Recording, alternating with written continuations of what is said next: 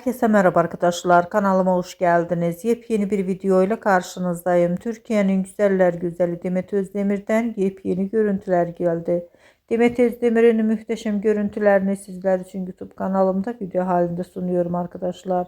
Umarım beğenirsiniz. Videomu beğendiyseniz kanalımı izlemeyi ve bildirim butonuna basmayı unutmayın. Şimdilik benden bu kadar olsun. Yeni videomuzda görüşmek üzere. Hoşça kalın.